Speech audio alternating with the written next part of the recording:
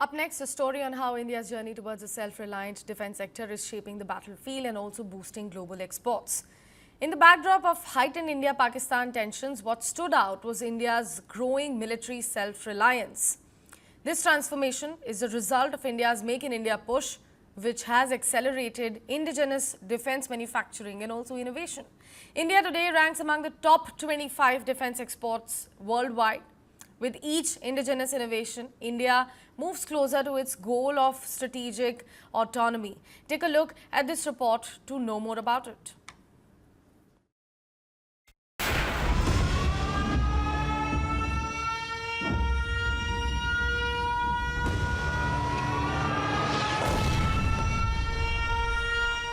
भारत के पारंपरिक air defence system हो, इन्होंने अनेक लड़ाइयां देखी या फिर आकाश जैसे हमारे मेड इन इंडिया प्लेटफॉर्म हो, जब हमारे ड्रोन दुश्मन के किले की दीवारों को ढहा देते, जब हमारी मिसाइलें सनसनाती हुई निशाने पर पहुंचती हैं, तो दुश्मन को सुनाई देता है भारत माता की। When the first time I saw in the TV that Akash has been realized as a successful army, it's almost I had some tears in my eyes. My wife was surprised क्या हो रहा है। तो कम से कम पाकिस्तान वालों से पूछ लेना चाहिए कि ब्रह्मोस मिसाइल की ताकत क्या है।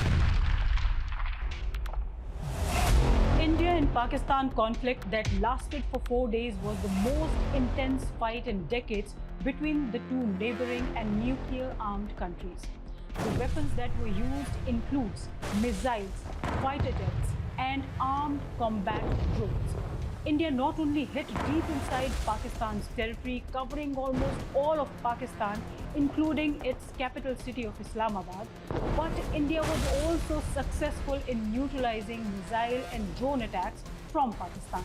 In all of this, India's indigenous defense industry emerged as a force multiplier. From skies to the front lines, indigenous defense equipment, right from D4 anti-drone systems to Akash missiles and almost 80% indigenous BrahMos supersonic cruise missile proved their mettle. This was made possible due to India's resolve to slash defense hardware imports and boost weapon exports. Adding firepower on land, conquering the skies, ruling the high seas. India is doing it all. We are exporting platforms, we are exporting subsystems, components, depending on which country and what they need. You are firstly cutting down on imports and then you are increasing your exports. So one is you've conserved foreign exchange and then you've added on to the foreign exchange. We can tweak the product, we can modify the product, we can modernize the product, we can export the product because everything is with us.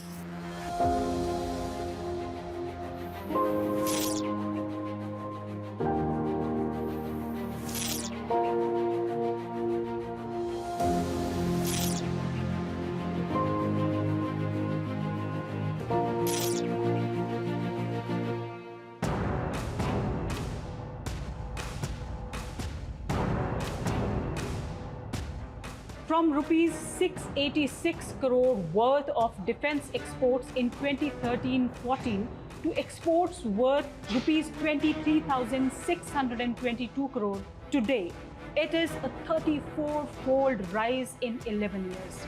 Defense exports are expected to reach around 30,000 crore by the end of 2025, while India has a defense export target of rupees 50,000 crores by 2029. India targets defense industry size worth 3 lakh crore by the year 2029. We have seen that our industry has shown the ability to produce things in double quick time. What happened in Galwan in 2020, you won't need to make weapons, you need to make products that will work at 20,000 feet. And I think we were able to do that because we made the Kalyani M4. If you look at artillery guns, for example, if you look at small arms, if you look at ammunition, I think we are pretty much 100% self-reliant. We manufacture everything ourselves, right from making the steel, to making the forgings, to making the parts, to making the trucks. We do ourselves. Now with that, you can then aim to become amongst the top 2 or 3 in the world. India's defense budget saw a rise of 9.53% in the Union Budget 2025-26. It rose to 6.81 lakh crore. Out of this, 1.12 lakh crore was earmarked for procurement from domestic industries. Apart from this, the government has banned import of certain defense products. Message to our domestic industry that now these items they can make so that at least when India buys, it will be buying from here. And of course, they will have the global market in addition to that. Large number of systems and subsystems go into making a platform. And if you continue to import those items, in some way your dependence remains. First, to have the, let's say, the tank made here. In the year 2024-25, exports for DPSUs reached rupees 8,389 crore with a growth of 42.85%. However, private sector exports were at rupees 15,233 crore. Indian defense manufacturers are getting orders for indigenously made equipment. Kalyani Strategic Systems Limited, for instance, bagged a contract worth $155.5 million. All I can say is that it's a complete platform.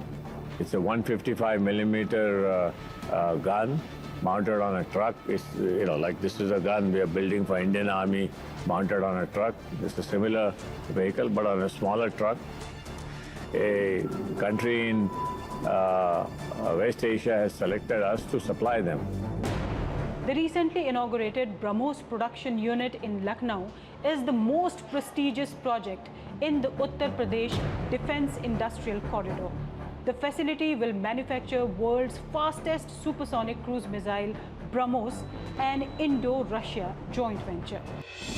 Defense corridors in Uttar Pradesh and Tamil Nadu are creating an ecosystem to boost exports.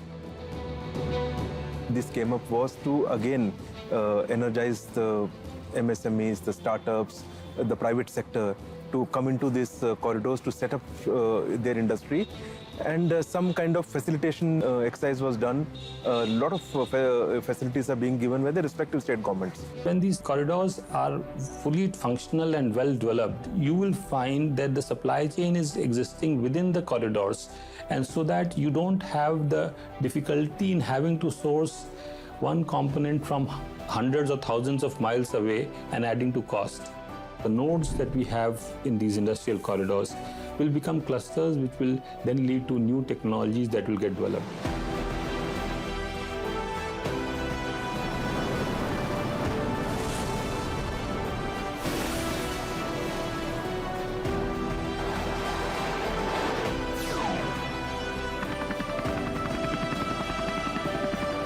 K9 Vajra is a gun which is manufactured indigenously. The aircraft carrier INS Vikrant, which was manufactured by the Kochi shipyard. India's first indigenously manufactured aircraft carrier. Submarines, which are being manufactured at Mazagon docks.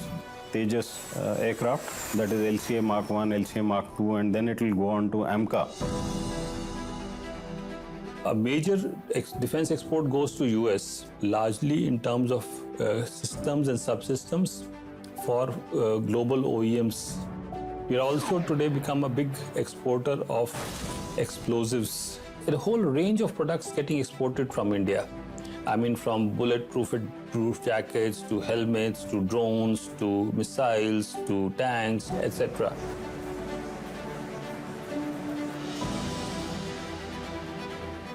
The armed forces want a developed product. They cannot be testing it during war.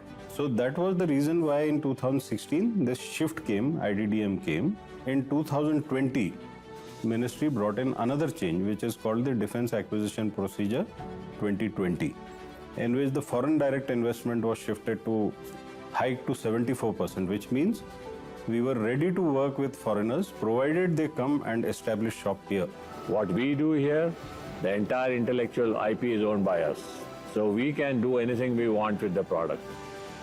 Ease of doing business has been a big part of our exports. Earlier, the defense attache's main role would be to look for technology which we could import to India. That role has now been totally reversed. Today, defense attaches are acting as people who are actually looking out for opportunities for export in those countries.